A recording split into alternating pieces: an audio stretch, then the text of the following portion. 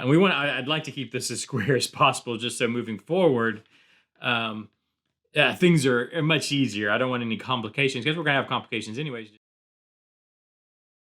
Welcome back to the Workbench, where we try to make things. And what we're working on today is Revell's Foose Designs FD-100. And we've got a lot to talk about here, mainly concerning the chassis. So what I want to do is take this chassis and turn it into an air ride chassis. So put airbags on it. And so we need to figure out how to do that. And so that's what I've been doing in the background, is what do we need to do to get this chassis, not ordering another chassis, that didn't work out, but actually making this chassis work for airbags. Up front, I don't think it's going to take much. Basically, I think I just need to manipulate. Let me zoom in just a little bit so y'all can see better. Manipulate these A-arms. I just need to shift them up. Now, I did see that Iceman Collectibles has a air ride front suspension. It's basically the A-arms and the bags and stuff that you can graft in. Maybe we do that. Maybe, but I think I can just use what we have here, because if we put the cab on, let's do this real quick. Put the cab on, which it sits right here. If I can get it to sit right there for me. There we go. It sits here. Where's the wheel? I had a wheel pulled out. What did I do? Here it is. And if we just take a quick look, where that sits is, hopefully you guys can see, there we go. Where that sits is actually pretty good. Now that's with using the wheels that came with the kit, which I might do, but I might also go with an aftermarket wheel, which might be a little taller. And if that's the case, we'll have to make some changes, but that's not too bad. I'd like it to sit kind of right here, which is just up just barely. So we're gonna have this sitting in full collapse. So with the bags completely collapsed. So I think all I'm gonna have to do is just manipulate these A-arms and the bottom A-arms enough where they're high enough to get the wheel tucked all the way in. I want it tucked all the way in like that. So which is just a little bitty bit, and then make enough room for the collapsed bag to sit in here. So that's not a big deal. Where we've got to spend more time, and where I've had to put a little more thought into, is the rear suspension. So let's just real quick, we'll kind of set the bed in place here, which it goes here-ish. Now, the way it sits, if I can get this to work, right there is where it goes. And, well, kind of, sort of. There we go. And where it'll sit, if I can just eyeball where the rear end will be sitting, you know, it's not bad. It's not bad. I'd like it to sit just a hair higher than where it'll probably sit, just all the way tucked in. But this is a solid axle back here, and so we have to definitely make room. So the way this is the setup here is a coilover with a 4-link. The kit rear suspension, solid axle, 4-link setup with coilovers.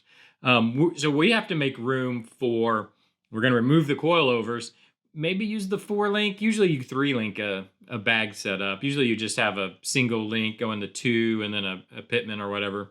I don't know the names of all of them, but kind of a 3-link setup.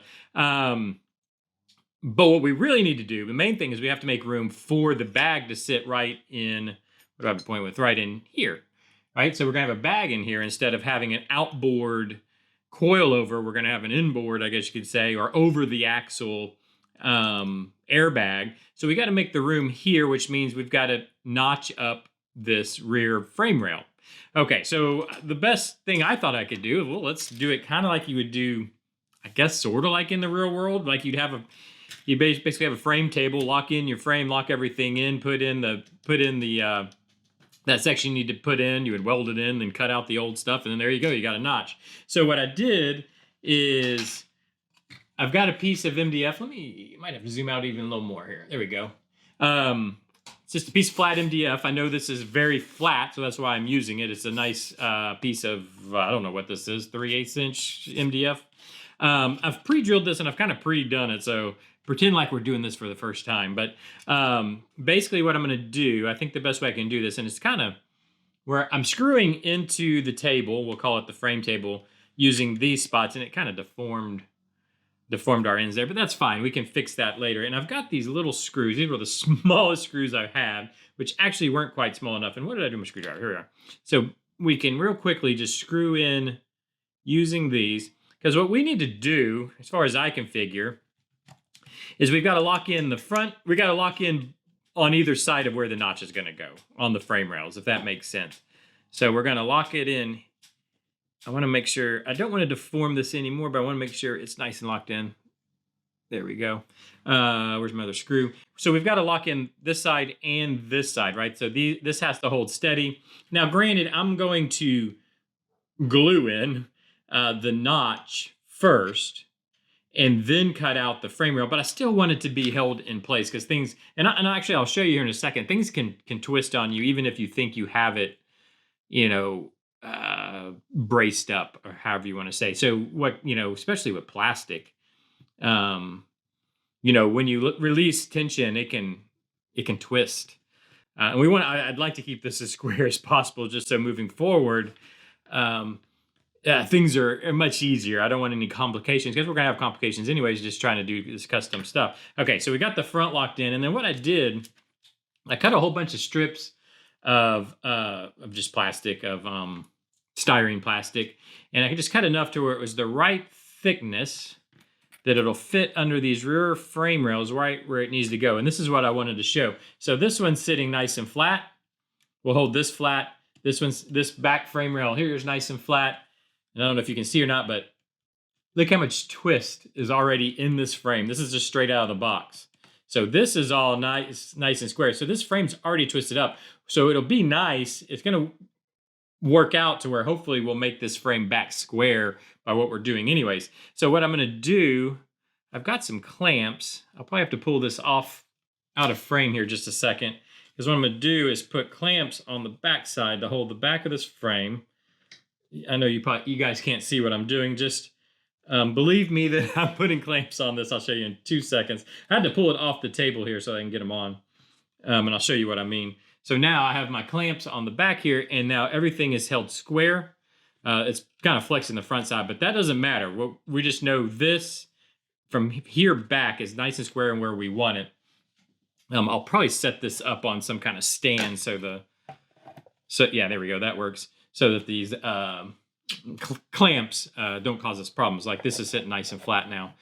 So now what I can do is go in and build out our notch, glue it all in. And I did something here also. So I went ahead, and this is by no means what the notch is going to look like. In fact, I've got to order up.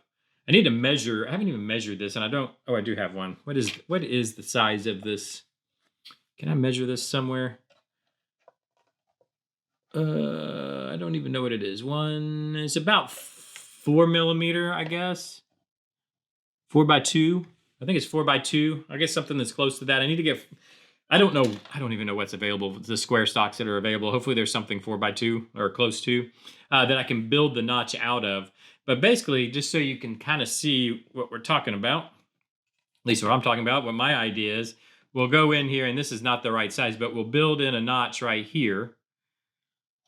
Does that make sense? Actually, let me do it this way because I think it'll fit better. This is going to be crooked, but we'll make it where it fits on the frame rail right here. Basically, you know what I could do? No, yeah, I'll just build out a notch that works. Because